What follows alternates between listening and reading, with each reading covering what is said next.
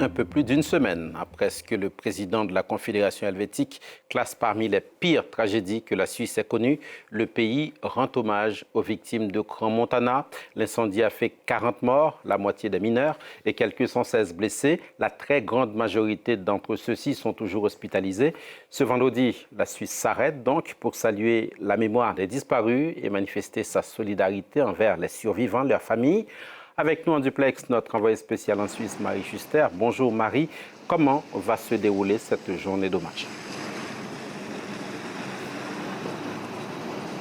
Bien écoutez, Philomé, cette cérémonie se tient exceptionnellement aujourd'hui à Martigny, au centre des expositions, qui se tient juste derrière moi pour pouvoir accueillir l'ensemble des familles des victimes et des blessés dans cet incendie qui, vous l'avez rappelé, a fait 40 morts et près de 125 blessés la nuit du 31 décembre dernier. Une cérémonie strictement réservée donc aux familles et aux blessés, juste derrière moi, et qui devrait se dérouler, qui devrait débuter aux alentours de 13h45. Elle sera interrompue d'une minute de silence à 13h59. Elle sera ponctuée de lecture de textes et de chants. Une trentaine de personnalités publiques ont été conviées pour pouvoir accompagner ces victimes, parmi lesquelles de nombreux chefs d'État, dont Emmanuel Macron, qui devrait ramener avec lui les familles des victimes françaises de cet incendie, mais aussi parmi ces personnalités des représentants des églises catholiques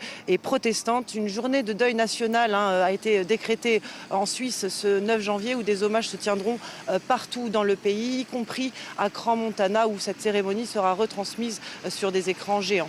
Et avant ces hommages, Marie Schuster, un élément important à retenir, l'enquête avance. Les propriétaires du bar sont présentés ce matin à la justice.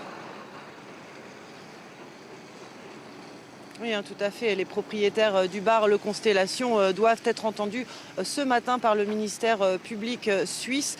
L'enquête avance puisque en début de semaine, la radio-télévision suisse avait révélé que la dangerosité de la mousse qui recouvrait les murs du bar et qui avait permis à l'incendie de se propager aussi vite était un problème connu des propriétaires depuis 2015. Et puis, il y a aussi ces nouvelles révélations de la Repubblica, le journal italien, qui s'est procuré les vidéos des premières minutes suivant l'incendie, des vidéos qui sont accablantes pour Jessica et Jacques Moretti, les propriétaires du bar Constellation, en particulier pour la gérante du bar, puisqu'on la voit s'enfuir du bar avec la caisse enregistreuse à la main. Elle pourrait donc être mise en examen plus tard pour non-assistance à personne en danger. Pour l'heure, Jacques et Jessica Moretti sont actuellement mis en examen en Suisse pour homicide par négligence. Ils ont déclaré qu'ils ne se déroberaient pas à la justice et ils se disent aussi,